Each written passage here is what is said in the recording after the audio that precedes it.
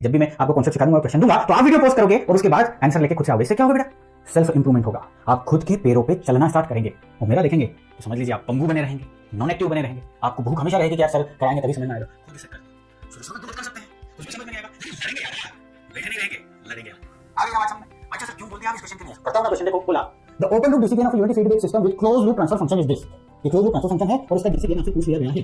देखो हमारे बोल डीसी गेन, ये DC gain, simple DC gain के बारे में आपसे पूछा है। सर डीसी गेन तो इस कुछ नहीं, जो भी ये दिया है ना, इसमें s = 0 पुट करना है, यानी कि लिमिट समझिएगा ध्यान से, s टेंड्स टू 0 गुना क्या दिया बेटा, s + 4 divided by s square + 7s + 30।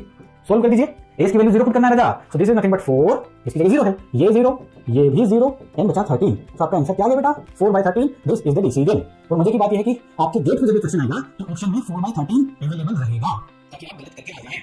Let's assume कि ये 4/13 हुआ, अब आप गेट एग्जामिनेशन में ये करके आ जाएंगे। इसीलिए मैंने आपको बोला, पहले वाले लेक्चर में कहीं ना कहीं बोला था ना मैंने कि क्वेश्चन जब भी आएगा उसे रीड करेंगे प्रॉपर्ली, क्वेश्चन को समझेंगे प्रॉपर्ली, फिर एग्जीक्यूट करेंगे। ये जो कहानी है ना बेटा, ये बिल्कुल गलत कहानी है। खुशकिस्मत है कि इसके ऑप्शन में 4/13 नहीं था, नहीं तो आप करके आते और आप गलत हो जाते। क्योंकि क्वेश्चन आपसे क्या पूछ रहा है? वो पूछ रहा है the open loop DC gain. क्या पूछ रहा है जी? The open loop DC gain.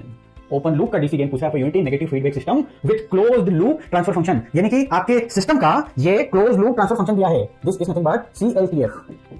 ये CLTF दिया हुआ है, लेकिन वो क्लोज्ड लूप ट्रांसफर फंक्शन के रिस्पेक्ट में गेन नहीं पूछ रहा, वो तो पूछ रहा कि ओपन लूप डीसी गेन बताइए।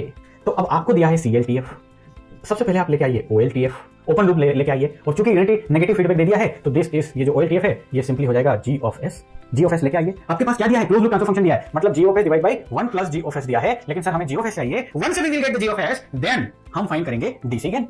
तो कहानी बड़ी सिंपल है सर। इसको यदि GES बनाना है तो क्या करेंगे? सर आपने सिखाया था कि क्लोज्ड लूप ट्रांसफर फंक्शन दिया है और ओपन लूप ट्रांसफर फंक्शन बनाना है, तो let's take this is the numerator and this is the denominator. तो आप क्या कीजिए? Numerator divide by denominator minus numerator. यही तो किया था ना सर? हाँ सर यही किया था। देखो G of S 1 + G of S में से यदि G ऑफ S घटा दूं तो this is the value of G of S।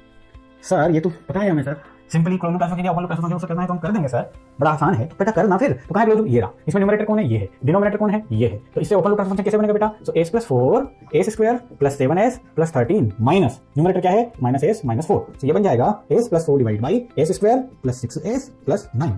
ये बन गया। ये क्या बन गया बेटा? OLTF। अब उसने पूछा ओपन लूप डीसी गेन बताइए। अब आप इसमें s = 0 पुट कर दीजिए, यस और नो।